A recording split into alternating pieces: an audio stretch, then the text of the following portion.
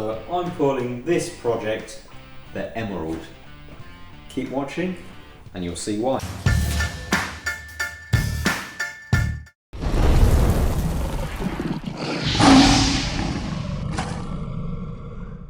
So there's the roof wrapped in gloss black oracle. It's not the easiest films to work with, it's quite high tack, so a little bit more challenging than some. Anyway, it gives a nice glossy finish once we've post heated it and wiped it down, and then we're going to ceramic coat it. That'll be a lovely sort of piano black. Now we're using this knifeless tape, and we pre-laid this before installing the wrap. And then like this, you draw the string through the tape, it cuts the vinyl in situ, and then that allows us to cut on the car without offering a blade to the paint.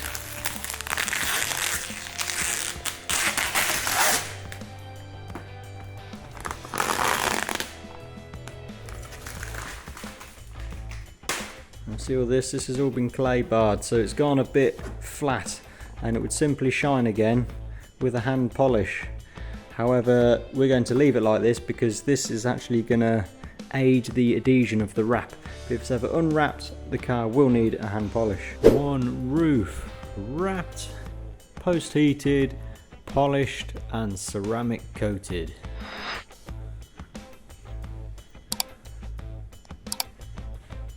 Black can be a nightmare for scratches even when you apply it. Use a fresh squeegee with a soft pad and re-lubricate the vinyl and the squeegee, and then even after that we still end up with scratches in it. Hence this post process I've given it now, so it looks all nice and shiny again.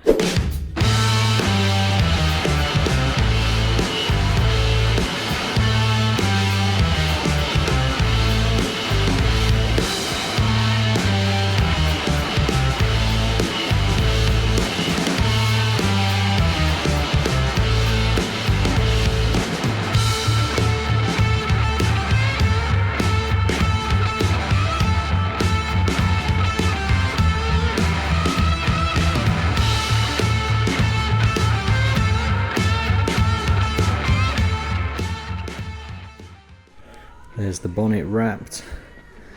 I don't know if you could see from the video, but what I actually did is lift the edges here, and then I could tuck it into these recesses relaxed rather than just forcing them in.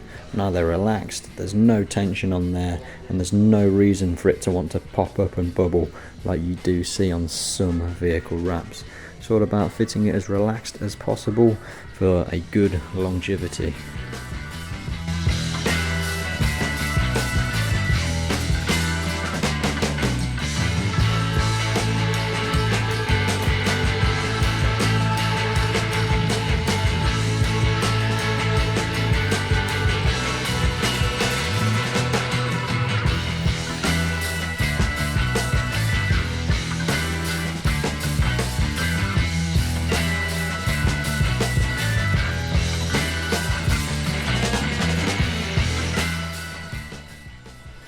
The wrap's got the lovely ceramic coating on it. See, it's very slippery. Rain and dirt and stuff will just sort of slide off much easier, and it does give a little bit of extra gloss as well, which is nice.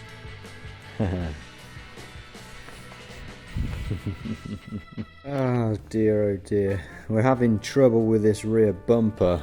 It took a knock from the back and it had spider web like cracks in the paint, and a crease all the way down it, and it doesn't matter how much we sand it, it's still got lumps and bumps, still got cracks in it, previous filler, and you run your hand over it like that and it's just lumpy bumpy. The bumper's just a bit ruined. We tried warming it up, tried sanding it, it's not happening. You try and fill it all again, but it's going to build it up with so much product and clag, and it's likely to crack and just a mess for the amount of work. So we've informed the customer of this, and he's gone and pulled the trigger and gone all out on a brand new genuine bumper for it. And here it is. Comes in primer, comes a little dusty as well. But we'll clean that off, get it wrapped, and that is going to look much nicer. I think the rear bumper was going to let it down, so yeah, happy days, lovely car. A can of this kept me going all night. Hey, it was a bit of a late one last night. So we're in a little bit of a mess. So now I think we'll have a tidy up and we can carry on.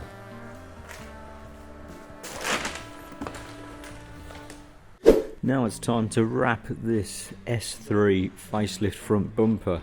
So it's all stripped down, we've got to give it a good clean and prep before we try and wrap it.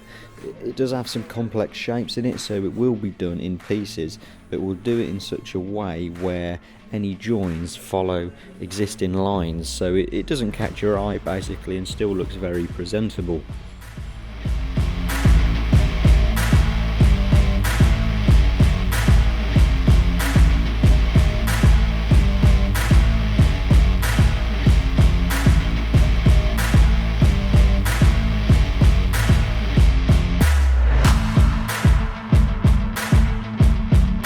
Alright, front bumper wrapped. Here's an example of the joins. So we've got one here in line with that gap. This has still got to be post heated. There's a few tiny little bubbles to get rid of.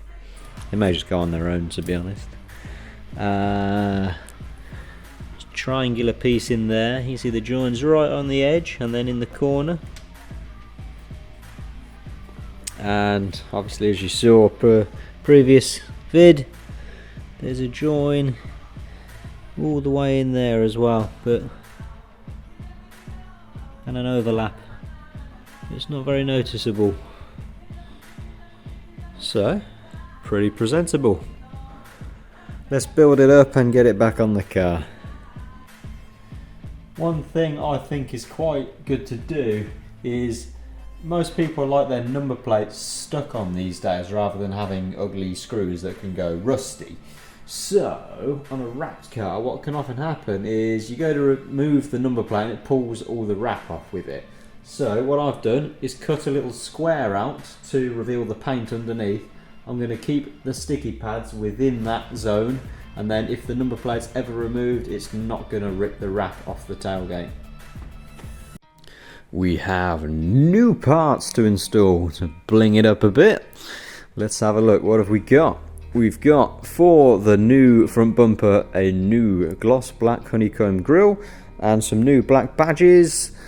We're going to install these Maxton Designs like bumper flares, side skirts and spoiler add-ons.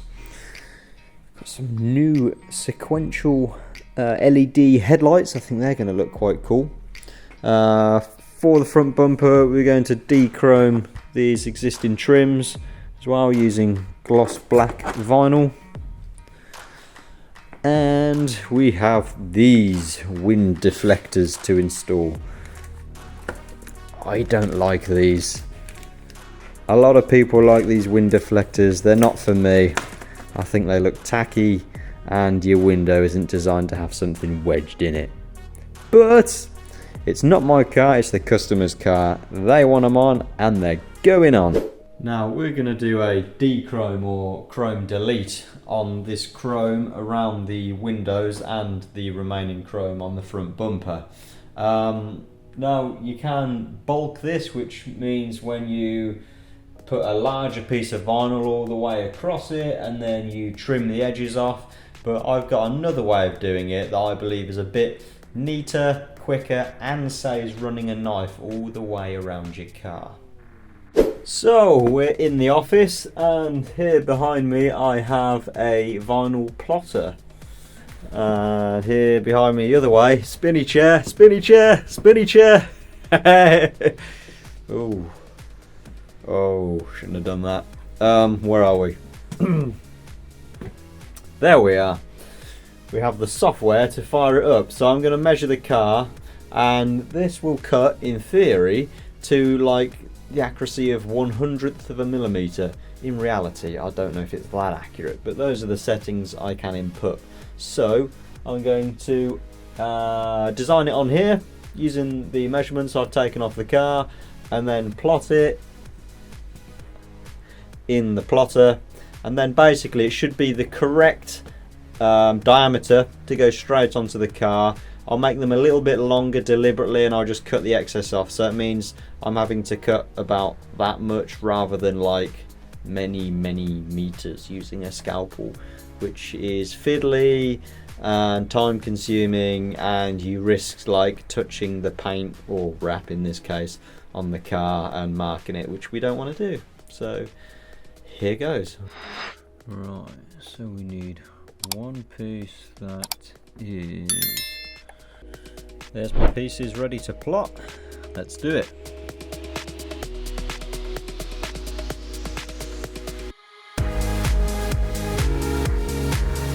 Some lovely straight lines.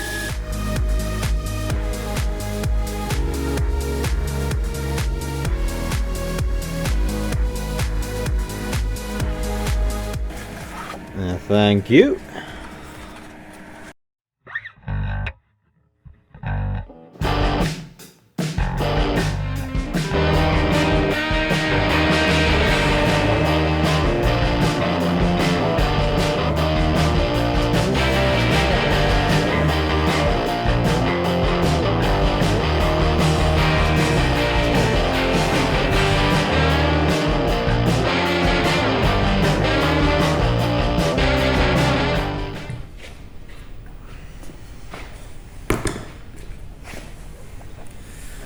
You lot, you're always adding extras when your car's in here. What's all that about?